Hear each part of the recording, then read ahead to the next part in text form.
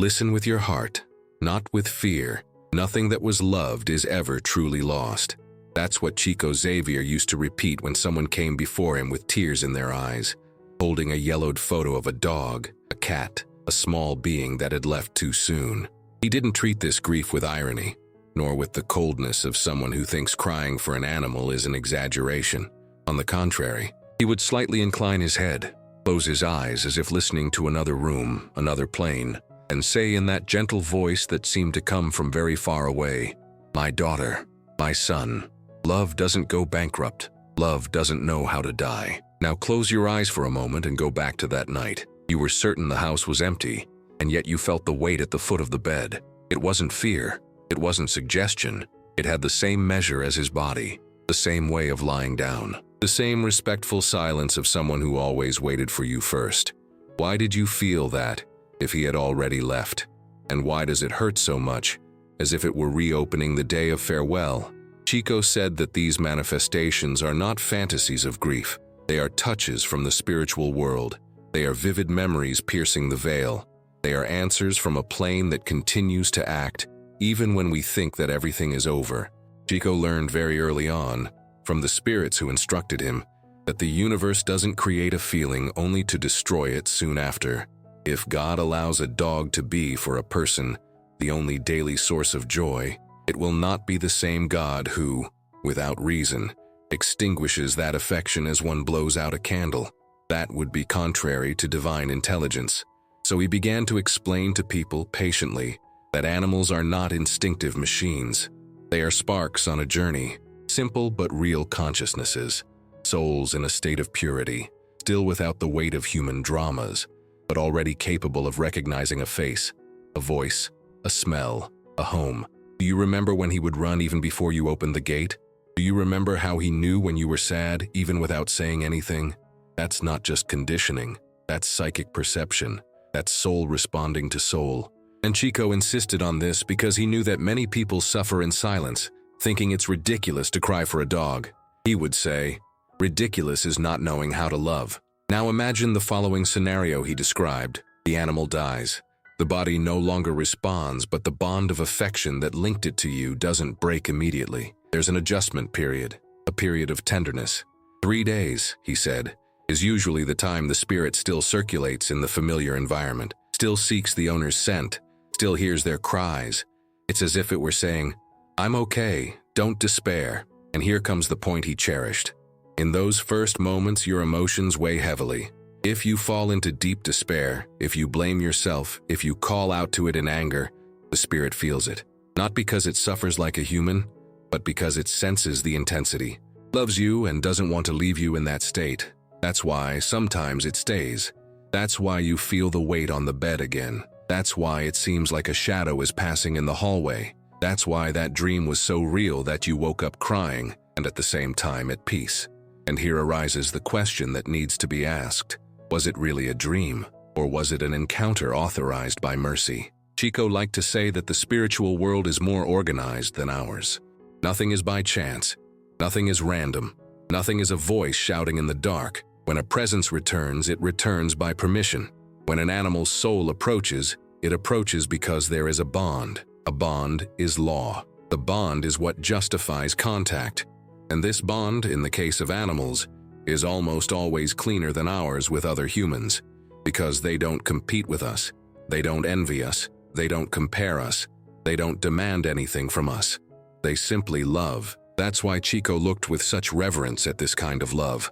For him, the animal that loved someone was expressing on earth one of the most beautiful steps on the evolutionary ladder, serving without demanding, bringing joy without asking for anything in return. How could such love be buried with the body? How could such a vibration be classified as mere longing? He knew it couldn't.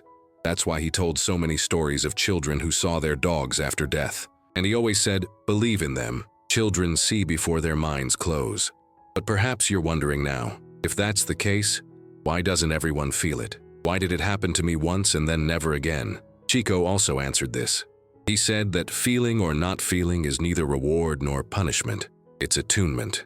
It's an internal state. It's the kind of thought you nurture after the departure. If you spend all your time saying, "I didn't deserve this. God took what I loved most. I'll never be happy again. You densify the environment. You close the door. You build a wall in your own spiritual home. The spirit of the animal, which is light, simple, and luminous, doesn't find easy ground to manifest itself. It returns, but you don't notice.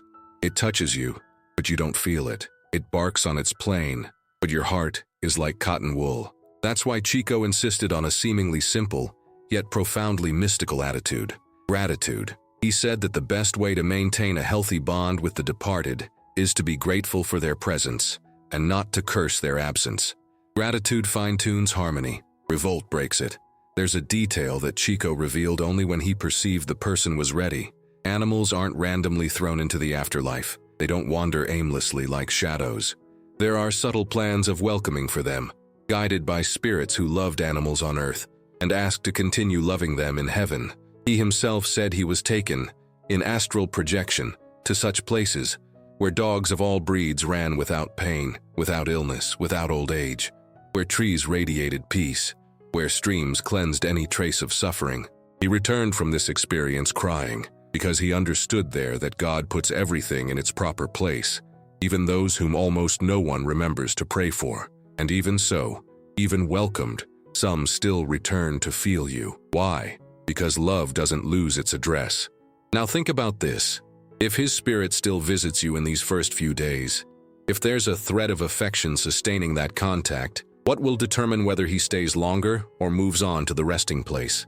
Chico was very clear. It's what's in your heart at the moment of separation. If there's resentment, he feels it, and because he loves you, he lingers. If there's gratitude and blessing, he feels liberated and moves on. In both cases, the bond isn't broken. It only changes form. This is essential for you to understand the rest, because without it, you can fall into the most common trap of animal grief, thinking that if you stop crying, you'll be forgetting. Chico said, "To forget is to erase. To give thanks is to elevate." Crying isn't wrong. What's wrong is making crying a prison. This is where this first part needs to leave you.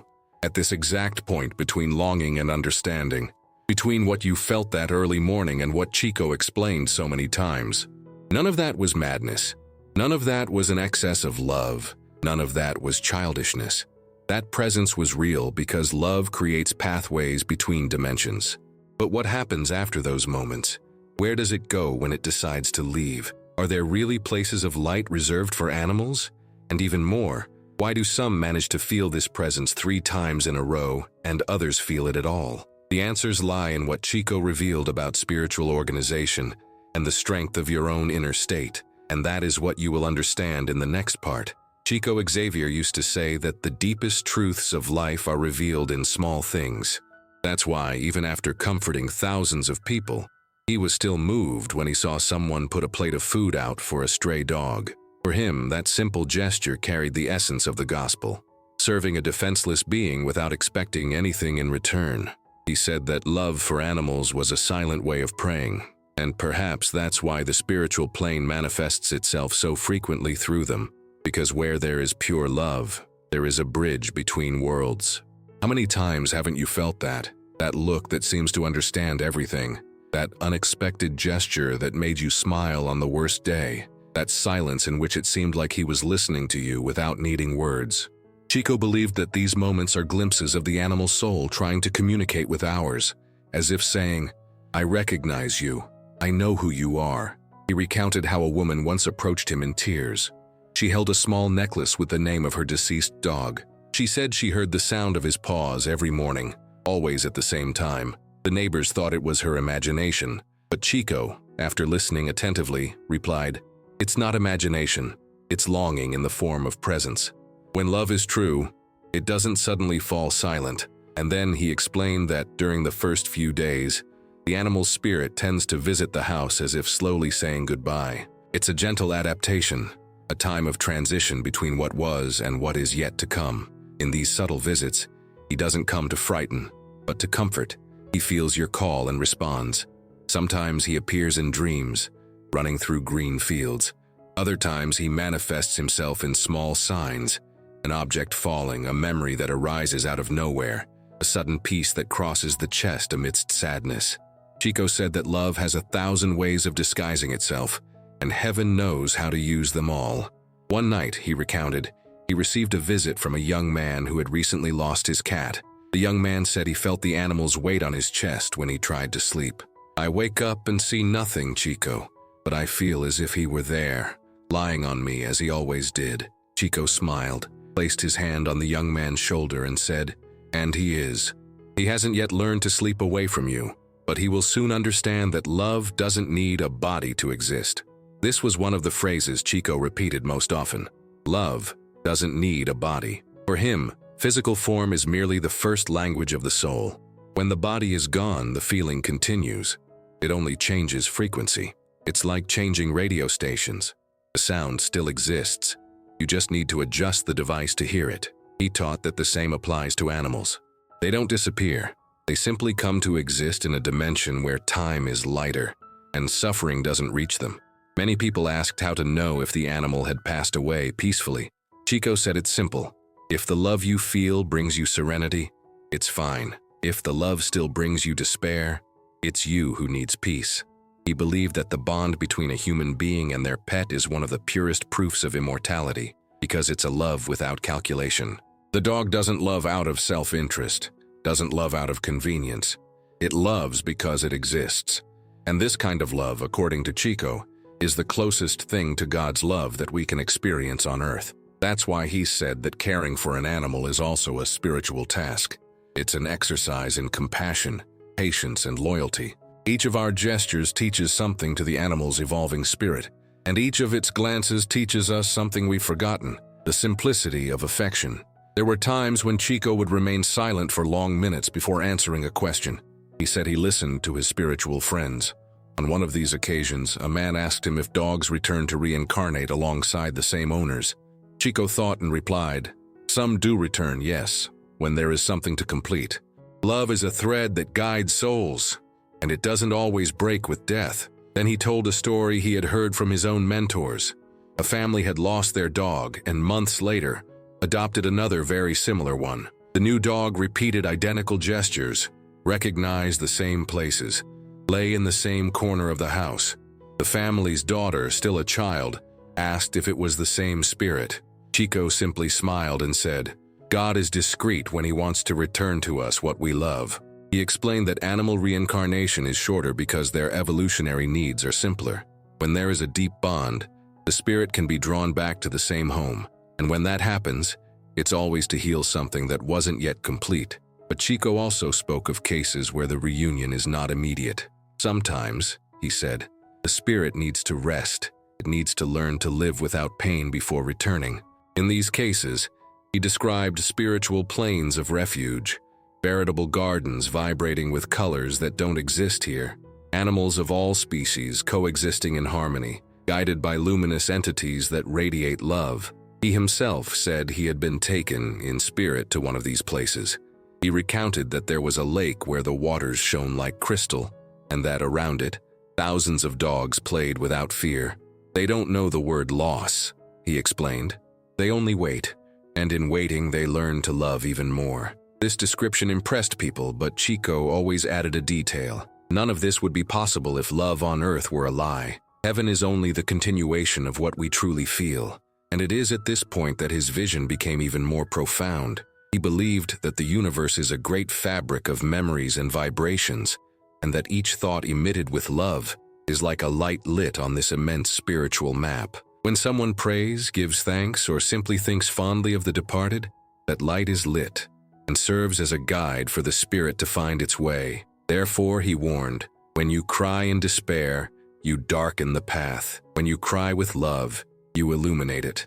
And perhaps this is one of the greatest lessons he left behind. Death is not the opposite of life. It is only the opposite of the absence of faith. Love continues. It just changes address. But not everything Chico recounted was easy to accept. In one of his psychographies, the spirit of a dog reported that it remained by its owner's side for many years after death. It said it couldn't leave because it felt the man was still calling it. I would lie on the rug and he would call me with his soul. I would listen, and I couldn't move on. When the text was read, many cried. Chico simply commented, "That's why love also needs to know how to let go." He knew that the line between comfort and attachment is very thin. The same feeling that unites can also imprison. That's why he asked people to transform their pain into prayer. Prayer is the language that love speaks on the other side. Perhaps you wonder if all this is really real, or if it's just the consolation that faith invents to endure loss. Chico faced this doubt throughout his life and never tried to impose his belief. He said, "I don't want you to believe in me. I want you to feel." And that's why his message remains alive, because it doesn't demand proof, only sensitivity. He didn't promise miracles. He promised understanding. He promised that the pain would transform, that the emptiness would become learning, that love would be greater than fear. And in fact, that's how it happens. There comes a moment when you still feel longing, but you don't suffer. You still remember, but without anguish. It's as if something inside you says, "He is well." That is the moment when the animal's spirit has found peace and your heart begins to heal. So look around you now. Nothing may be moving, but there are presences that don't need a body to exist. The silence of the house may seem permanent, but as Chico said, no true love is lost in the wind. He believed that the bonds between worlds are sustained by the simplest and most powerful vibration, gratitude. Be grateful for the time you had, for the mornings, for the gestures, for the glances. Be grateful even for the goodbyes, because it is in gratitude that love transforms into light, and it is this light that the spirit uses to find its way back home. And if by chance you still feel the weight at the foot of the bed, don't be alarmed. It may just be his way of saying, "I'm still here and now you understand." Chico would smile and add, "Love doesn't need a body, it only needs consciousness." And it is in this certainty that the journey continues, because what began as loss is now beginning to reveal itself as a reunion. The mystery of the first 3 days is only the beginning of something greater, something you are about to discover. Chico Xavier used to say that the first 3 days after death are the most sacred of existence, because that's when the soul still walks between two worlds. He claimed that this interval is like a spiritual dawn, a time when the spirit slowly awakens from the fog of the body and begins to remember who it really is. But what does this mean for an animal? How can something that seemed so simple in life carry such depth? Chico answered that the animal spirit lives these days in a state of tenderness and gentle disorientation, similar to a child waking from a very long dream. It smells the house, hears the owner's voice, recognizes the sound of footsteps but can no longer find its way back to the body. It knows that something has changed, but doesn't understand what, and it is at this moment that human love becomes the guide. For Chico, the owner's feelings are like a lantern lit in spiritual darkness. If the heart vibrates with despair, the spirit is confused. If it vibrates with serenity, the spirit finds its way. He said that the first thought you have upon learning of your pet's death echoes directly in the spiritual realm. It's as if your emotions shape the path it will walk. That's why he asked people, breathe, pray, give thanks. These 3 attitudes create a field of light. They become a bridge. They help the spirit to cross over. And there's something even more mysterious. Chico believed that, during this period, the animal still sees and hears you. It perceives when its owner calls it in thought. It recognizes when the voice is one of love and not guilt. It even tries to respond, but the sound it emits is a silent vibration, perceptible only to the heart. But what if you knew that this 3-day period isn't just a farewell, but a choice? Chico stated that each soul, even the simplest, decides how long it will stay close to those it loves. Some leave quickly, guided by guardian spirits. Others linger a little longer, trying to comfort those who remain. This choice, he said, is made based on the feeling that united you. If the bond was one of peaceful love, the departure is gentle.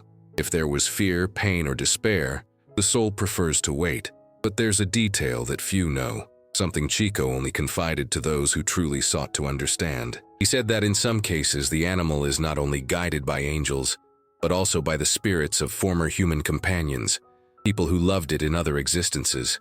In these moments, there are silent reunions on the invisible plane, gestures of welcome that recall promises made long before this present life. Have you ever imagined that the dog that comforted you so much might have been someone who helped you in another life, or that the love you feel for it wasn't born in this incarnation, but is the continuation of an affection that time couldn't dissolve? Chico suggested this possibility, not as dogma, but as spiritual intuition. He saw love as a force that always seeks to find its way back, and sometimes the quickest way is through a furry and pure heart. He said that the soul chooses the forms in which it can love without fear, and animals are those perfect forms, free from pride and ambition. In them, the soul finds rest. For the first 3 days, the house becomes a temple. The air changes. There is a gentle, almost sacred density. Chico recounted that many times when psychographing messages from families who had lost their dogs, he felt a light breeze, a scent of damp earth, and the presence of small, radiant spirits. He described these spirits as soft flames, vibrating in shades of gold and blue. They didn't speak with words, but with feelings. They show me images, not ideas, he said. I see them lying beside their sleeping owner, as if they still wanted to protect him. For him, this was the greatest proof that love transcends instinct. Love is spiritual memory. But what happens when the spirit, after these days, realizes it can no longer remain? Chico said that, at that moment, a form of lucidity awakens. The animal understands that something is calling it away. It's a natural impulse, similar to the intuition that made it find its way home even from a distance. It feels an inner calling, and that calling is light. In this light, figures appear that Chico described as guardians, human spirits who dedicate their missions to the care of animals. Some were veterinarians on Earth, others people of immense affection who asked to continue serving after death. They arrive serenely and guide the spirit to regions of spiritual rest, where the energy of pain slowly dissolves. But there are exceptions, and it is these exceptions that most intrigued Chico. Some animal spirits, he said, refuse the call in the first few days. They stay close to the house, trying to warn, trying to console. He recounted cases in which dogs were seen in dreams repeating the same gesture, lying at their owner's feet and looking at him tenderly. It's their way of saying, "Don't cry anymore. I'm still here." Chico saw this not as haunting, but as charity. These spirits return not out of attachment, but out of love. They remain until the human calms down enough to allow departure. He explained that human grief, when laden with despair, is like a rope tied to the spirit's body. The animal's soul tries to rise, but is pulled back by the weight of sadness. Have you ever considered that longing, if misunderstood, can become a prison? That love, when it refuses to let go, ceases to be a bridge and becomes a wall. Chico believed that grief is a form of interrupted prayer. When you only cry, the sound of pain rises to a certain point and disperses. When you give thanks, it crosses the universe. That's why he said, "Transform your tears into blessings." That's how pain changes direction. He himself experienced this with his animals. He had the habit of writing small farewell letters, as if speaking directly to their spirits, wishing them light and rest. Then, he would keep the letter in a book and say a prayer. He believed that the gesture materialized loving detachment. On the 3rd day, when the soul's vibration begins to rise, something extraordinary happens. According to Chico, it is at this moment that the spirit sees for the first time what he called the reflection of love. It sees the energy left by gestures, affection, words, and memories.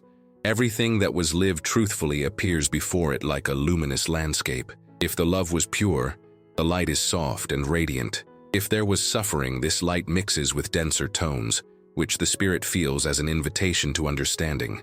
Chico explained that it is in this mirror of memories that the animal decides, do I stay a little longer, or do I go on? It is a silent and magnificent moment where human love and divine love meet. But what if the spirit chooses to move on? What happens next? Chico said that the transition is so beautiful that human language fails to describe it. The animal's astral body dissolves into pure energy and is embraced by vibratory fields where only harmony exists. It is enveloped by subtle sounds, similar to melodies that don't pass through the ears but through the heart. There it reunites with other animals, some familiar, others new companions, and from time to time it returns to visit the home it left, not as a physical presence but as a living memory. These visits, according to Chico, explain the phenomenon of comforting dreams, when the owner wakes up with tears and a strange peace, as if they had experienced a real reunion. There is something, however, that Chico insisted on revealing. During these 3 days, it is not only the animal's spirit that learns, it is also the human being who is put to the test. It is in this short interval that the universe observes what we do with the love we have lost. Whether we choose to give thanks or to rebel, whether we choose to illuminate or to darken. And perhaps that is why so many report coincidences during this period. An object falling, a light flickering, a song playing at the exact moment. Chico believed that these are the responses of the spiritual plane to what you feel. Each thought is a message sent to the other side. Have you ever wondered what your spiritual friend sees when they look at you these days? Chico said that they don't see the body, they see the feeling. They see if there is serenity or despair, faith or denial. They don't understand the words you say, but they understand the energy that comes from them. That's why grief is also a form of invisible dialogue. And the way you behave in this dialogue defines the kind of farewell you will both have. At the end of the third day, Chico described a moment of rare beauty. He saw the spirits being carried upwards by a light that seemed to breathe, a profound silence, like the sound of forgiveness. At that moment, he said, the animal's spirit looks one last time at its physical home and bids farewell with indescribable tenderness. It is not sadness, it is gratitude. It is the recognition that love has fulfilled its purpose. Then it moves on, light, silent, and free. And while the human still cries, a new force begins to form within him, the intuition that love continues, in another form, on another plane, but with the same truth. Chico believed that if human beings could see what he saw in those moments, they would never again fear death. He said that there is no end, only transformation, that each departing soul takes with it the best of what it received, that each sincere tear becomes a blessing, and that all true love once created becomes eternal. It is this awareness that begins to emerge on the fourth day, when the spirit already rests in peace, and the human heart begins slowly to understand that grief is also a form of learning. And it is at this point, between mystery and relief, that Chico would pause, because what comes next is even more surprising. The destiny of these spirits and the place where love continues to flourish. Chico Xavier used to say that love, when it becomes too profound, risks being confused with attachment. He explained that love liberates while attachment imprisons. And this difference, so subtle and almost invisible, is what defines the spiritual destiny of both those who leave and those who remain. After the first 3 days, when the animal's spirit begins to detach itself from earthly vibrations, it begins to feel more clearly the emotions of those it loved. If there is serenity, it rises in peace. But if there is despair, it hesitates. Chico recounted that many times while psychographing messages, he perceived the spirits of dogs and cats still lingering around the home, unable to move on. They were not lost. They were loving. They tried to console. They tried to protect.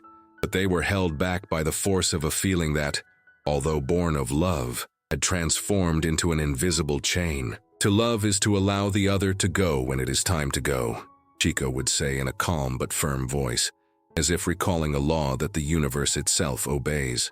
He recounted a striking story that happened in the 1970s. A woman from Belo Horizonte sought out Chico in tears. She had lost her dog, her companion of 12 years, and since then she had heard the animal crying every night. She said the sound came from the backyard, always at the same time, and that despair was consuming her. Chico, without being surprised, asked her to close her eyes and be quiet. After a few minutes, he said, "She is not suffering, my daughter. She is just trying to tell you that she is alive, but that you need to let her go." The woman, disbelieving, asked how to do that, and Chico replied simply, "Give thanks, pray for her, and tell her she can leave. Gratitude is the key that opens all cages." Days later, the woman returned. She no longer heard the crying. Instead, she had dreamed of the dog running through a field of flowers, free and happy. It was the same look, Chico, only there was light around her. He smiled and said, "Love found a way out. Now they are both healed." On another occasion, a man traveled from Sao Paulo to Uberaba just to understand why the spirit of his dog always visited him sadly in his dreams. For 5 years, he had seen him standing in front of the door, looking with eyes full of longing. Chico listened attentively and then replied tenderly, "He is not sad with you, he is worried. He senses that you still blame yourself, and as long as there is guilt, there is no rest." The man cried like a child. That same night, after talking with Chico, he dreamed again. But this time the dog was smiling and running. He woke up in peace. Later, Chico explained that guilt is one of the heaviest energies for a spirit in transition. Those who love need to learn to forgive themselves, he said. True love does not hold guilt, it only gives thanks. The curious thing is that, according to Chico, animal spirits also feel something similar to longing, not human longing, made of memories and time, but a vibration that seeks the warmth of home. That's why they return even after being welcomed, when they perceive that the heart of the one who remains still bleeds. He said that often when a person feels a gentle shiver, a different breeze, or a scent that reminds them of their animal, it's because that soul comes for a brief visit, enveloped in light, not to be trapped again, but to console. And there's an even more fascinating detail. Chico recounted that animals, on more subtle planes, have their own telepathic language. They don't use words, but exchange vibrations of color and sound, a communication of pure intention. That's why sometimes when you think lovingly of your deceased companion, you feel instant peace. It's the vibratory return of this invisible communication. But not all cases were so mild. Chico mentioned situations where human attachment was so intense that it created veritable zones of stagnation. Animal spirits remained trapped in the domestic environment, unable to detach themselves, and this generated perceptible disturbances. Doors slammed shut on their own, shadows crossed rooms, sounds repeated themselves. It wasn't malice or haunting, it was love in disarray. He explained that the energy of grief, when it transforms into despair, creates a kind of vibratory fog. This fog prevents spiritual mentors from guiding the animal to regions of rest. Only when the owner surrenders to forgiveness and gratitude does the energy field clear and the spirit is freed. Forgiveness is the breath of the soul, Chico said. When the heart begins to breathe again, the spirit finds its way. Chico once recounted an extraordinary mediumistic experience. He said that during a trance he saw a disembodied man walking through a spiritual field accompanied by dozens of dogs. "Who are these spirits?" he asked his mentor Emmanuel, and Emmanuel replied, "They are the guardians of love. They were all animals who served with loyalty and who now act in rescue tasks, guided by higher spirits." Chico was moved. He understood then that the bond between humans and animals is not only affectionate, but also evolutionary. The love that an animal offers is a living lesson for the human spirit, and the care that a human offers is an opportunity for growth for both. Each caress, each tender look, each gesture of protection creates luminous records that influence the destiny of both souls. Have you ever imagined that the love you gave your dog might have altered the course of your own spiritual evolution? Chico Xavier said that every time a human being practices selfless love, something in their spiritual structure expands. He believed that many people only awaken to the true meaning of life when they learn to love an animal. It's love without negotiation, he said, the purest reflection of divine love. Therefore, when death arrives and separates bodies, the universe doesn't treat it as a rupture, but as continuity. The bond isn't broken, only transformed. The animal learns to exist without the body, and the human learns to love without possessing. There were also many cases of reunions. Chico psychographed letters that recounted reunions with animals in the spiritual realm. In one of them, the spirit of a young man described the moment he was greeted by his old dog, who had died 10 years earlier. He ran to me, and I felt the same love, but multiplied. There was no sound, only pure emotion. I didn't see a body, I saw light. This account impressed hundreds of people who were present. Chico, moved, simply commented, "God is so just that he returns love to us multiplied." He said that these reunions are common because spirits who love each other attract each other like magnets. When a human disincarnates in a high vibration, they meet again those who once taught them to love unconditionally. But perhaps the most surprising thing of all is what Chico said about the evolution of animals after death. He said that, in the spiritual realm, animal spirits do not remain inert. They learn. They receive care, are guided by mentors, and many go on to assist in tasks related to energy healing. They absorb the love they received and transform it into service, he explained. Some, after a long time, reincarnate as animals again, bringing with them greater sensitivity, intelligence, and capacity for affection. Others remain longer in subtle planes, collaborating in work to help suffering human spirits. The love taught to them on earth is the tool they use in heaven, Chico said. He also observed a curious phenomenon. The purer the love exchanged between humans and animals, the more intense the mutual perception after death. It's as if the feeling served as a radar. Love is frequency, he stated. The more sincere, the longer the reach. That's why some people feel the animal for months, others for years.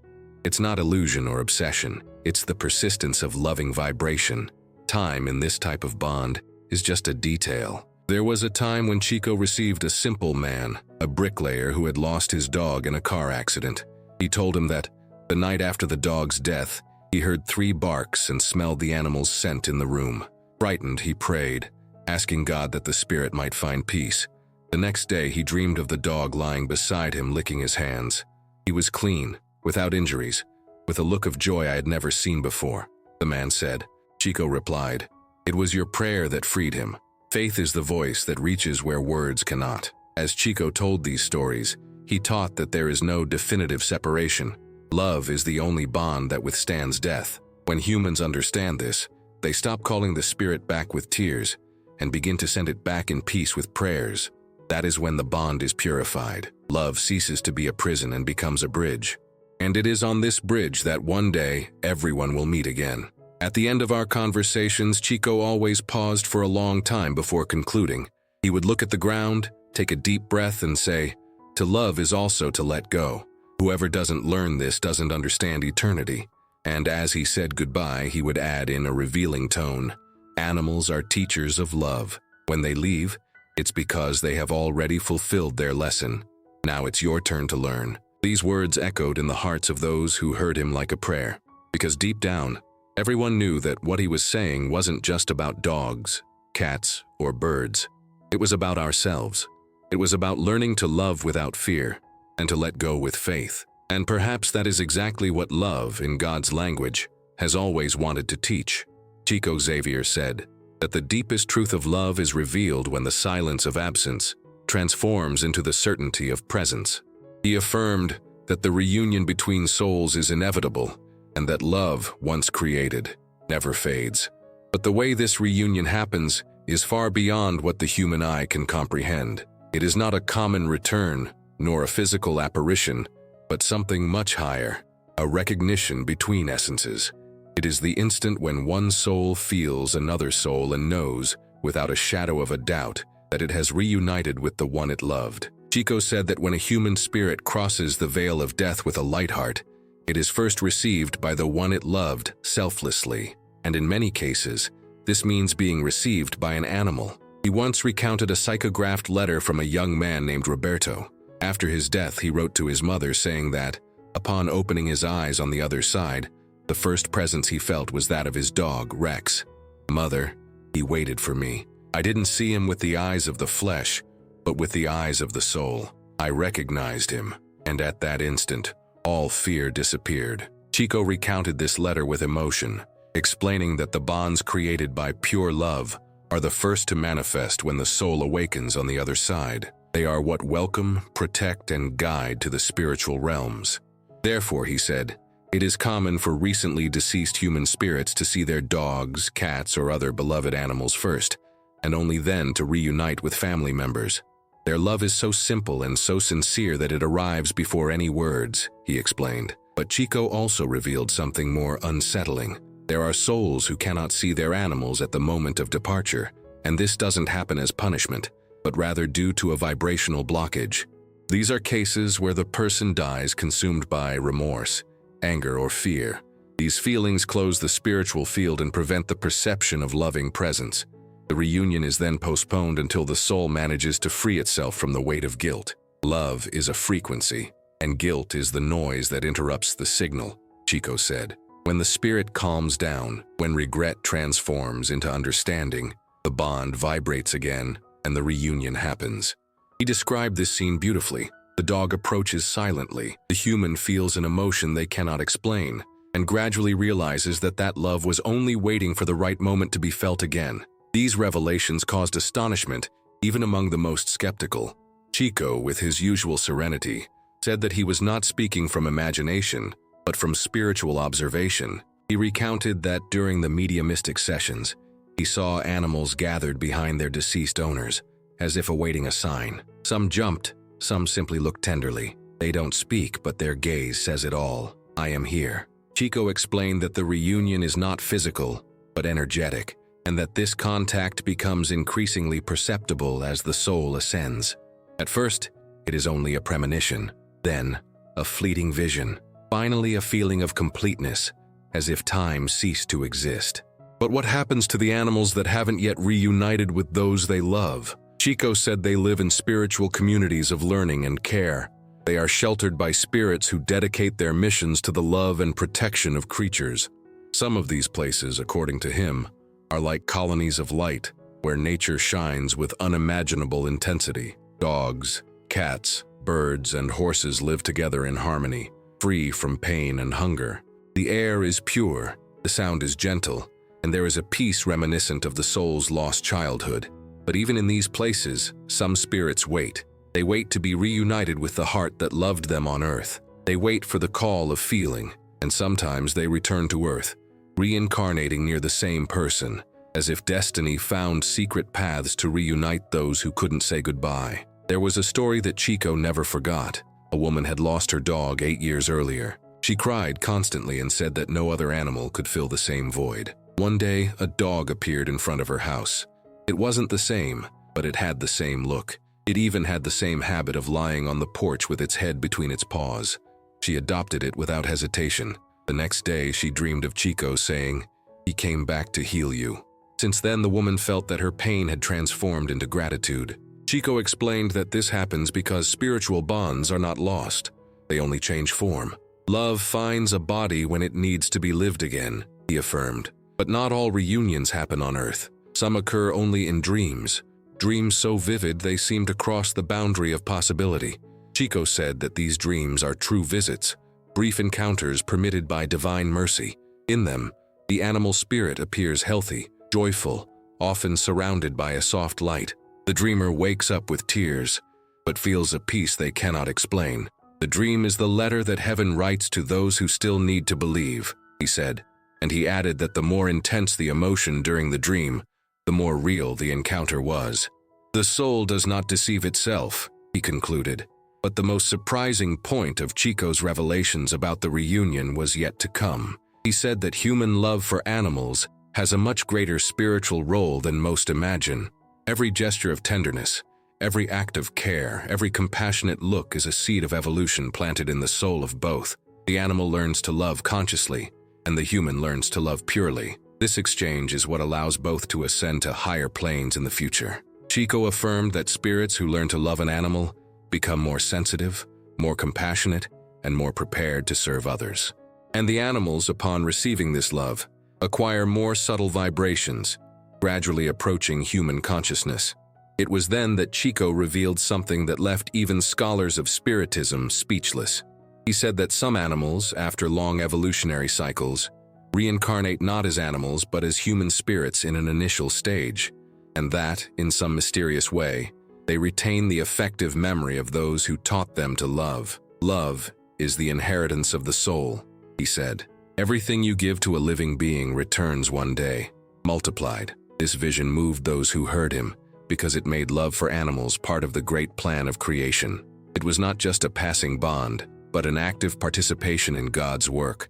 But there was also a warning. Chico cautioned that the same love that liberates can become sick if misunderstood. When someone closes themselves off in pain, the bond transforms into a chain. He told of a woman who kept her dog's collar on an altar and cried every day before it, begging for the animal to return. During a session, Chico saw the dog's spirit standing beside her, confused, unable to move on. "He is still trapped in your tears," he said. Startled, she asked what to do. Chico replied, "Transform your tears into blessings. Give thanks instead of asking." Weeks later, she returned smiling. She had dreamed of the animal running free, disappearing on the horizon under a golden light. These cases showed that love, when it matures, transforms into light. And it is this light that is reflected in the moment of the final reunion, when both spirits are ready to recognize each other without pain, without distance, without physical form. Chico described this scene with emotion. When the human and the animal meet again on higher planes, there is no body, but there is identity. They recognize each other through vibration, It is as if love speaks first and time falls silent. He said that this reunion is not an end, but a new beginning. From then on, both continue together for some time, until new paths of learning call them to other experiences. And then, in a lower tone, Chico would say something that no one forgot. The proof that love is eternal is in silence. When you think of him and feel peace, it's because he answered. These words concluded the talks in a mixture of tears and consolation, because deep down, everyone knew that Chico wasn't talking about theories. He was talking about what he saw. He saw love transcending death like a light that never goes out. He saw reunions happening on plains where no longing hurts. And he saw, above all, the certainty that no one who truly loved will ever be without their loved one again. Love, he said, is the only destiny that God does not allow to be lost. Chico Xavier used to say that love is the only inheritance that transcends death. He believed that when we understand this, something changes forever within us.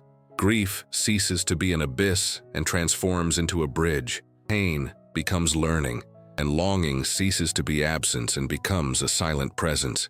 It is at this point in the journey that the heart awakens and discovers that it was never truly separated from the one it loved. Now, everything you've heard so far, about the first days, about the reunion, about the signs, and about the evolution of animals, comes together in one truth. Love doesn't end, it only changes form. And if it changes, you can change with it too. Chico believed that the greatest miracle is not seeing the spirit on the other side, but feeling God in one's own heart. He said that whoever loves an animal learns the first step of universal compassion. Because whoever understands the love of a being that asks for nothing, gives everything, and never judges, has already begun to understand what it is to love as angels love. This is the point where longing becomes a tool for spiritual growth. What once hurt now teaches. What once constricted now expands. To truly love is to continue serving, even when the other is no longer here to reciprocate. It is to make love a daily practice, not a frozen memory. But how to do this in real life, when the emptiness is so great and the silence seems to scream? Chico left simple yet profound guidance. He recommended transforming lost love into gestures of light. Adopt an abandoned animal. Donate food to a shelter. Protect a defenseless being. Love is energy, he said, and all energy needs to circulate. When you extend your hand to another living being, it's as if the love that was trapped in the past begins to flow again. It's the same love, only now multiplied, and in this flow, both you and the spirit of your friend evolve together. He told stories of people who had done exactly that. A woman who had lost her cat began visiting shelters every Sunday to help with the cleaning. One day, while sweeping the floor, she felt a light breeze and heard a soft meow, and knew it was a sign. A man who had lost his dog decided to feed stray dogs in the neighborhood, and described feeling a joy he hadn't felt since childhood. It was as if love had come back to visit me, he said. Chico replied, and it did, because love, when you share it, always returns. These stories were not just consolation, they were living proof that love is an intelligent force, always seeking new ways to manifest itself. But Chico also warned, some people shut themselves off completely, and pain becomes a prison. When a person decides to stop feeling, the love that could heal becomes paralyzed within them. It's like a river dammed by guilt, fear, or denial. No one heals by hiding love, he said. Love is medicine that needs to be used. He suggested that when longing becomes intense, one should speak aloud to the departed animal, as if it were still there. Tell them the news, say you miss them, thank them for their company. This conversation is not delirium, it is prayer, and prayer is the universal language of the spirit. What you speak in love, the universe hears in light. Chico believed that true reunion begins here, while we are still alive. Every thought of love you send is a luminous thread that crosses dimensions and reaches the heart of the spirit you love. That's how they feel you. Not through tears, but through the vibrations of peace your heart emits when you choose to give thanks. Love is a frequency, and forgiveness is the tuning, he would repeat. Therefore, the most powerful way to maintain the bond is to forgive yourself and wish well. If your friend's last look was one of pain, remember, they have already been freed. The pain was only the instant of transition. What they keep now is the memory of your gestures, your words, the times you hugged them, fed them, protected them. That is what remains in their soul. But what to do when the mind insists on asking, what if I had done more?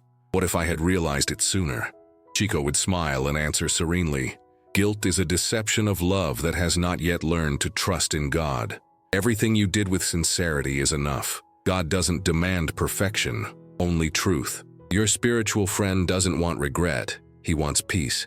He doesn't want to be remembered for the pain of the end, but for the joy he brought while he was by your side. So, every time sadness comes, transform it into a gesture of love. Write a letter, pray, or simply close your eyes and say, "Thank you for having existed." These words are like a key that opens the portal to healing. Chico taught that faith is not believing without proof, but feeling even when there is no explanation. When you pray, the heavens move. When you forgive, the universe aligns. When you love, even without physical presence, you participate in God's own work. And that is what he called the immortality of love. The spirit you loved is growing, learning, evolving. One day, in a time known only to God, you will meet again, perhaps in dreams, perhaps in another life, perhaps at the moment of passing, and at that moment everything will make sense. He will say with the voice of silence, "I never left you. I only went ahead to wait for you." And if there's one thing Chico repeated until the end of his life, it was this: whoever learns to love a being who doesn't speak the language of men has already learned the language of angels. The love you feel is not small, it is not irrational, it is not fragile. It is an extension of the Creator himself. Therefore, don't hide it, don't stifle it, don't treat it as weakness. Use it, transform it, make it the impulse that leads you to be better. Death is inevitable, but forgetting is a choice. Choose to remember with tenderness. Choose to live in a way that makes him proud of you. The best tribute is to continue radiating the kindness he taught you, spreading in the world the same warmth he brought to your life. And when the longing intensifies, close your eyes and take a deep breath. Feel the wind touching your face. It might be him. Feel the sun warming your skin. It might be his way of saying he's at peace. Feel the calm that arrives for no reason. It might be love returning, because, as Chico Buarque said, love never leaves. It only changes form and dwelling. It's in the sparkle of another animal's eyes that crosses your path, in a child's laughter, in the scent of a serene morning. It's where there is gratitude. If this message touched your heart, if it awakened a little more peace within you, then let it become a chain of light. Leave a like. It's a simple gesture, but it's also a way of saying I believe in love that never dies. Write in the comments, even anonymously, the name of your four-legged companion. Each name will be a prayer, a star lit in this space of comfort.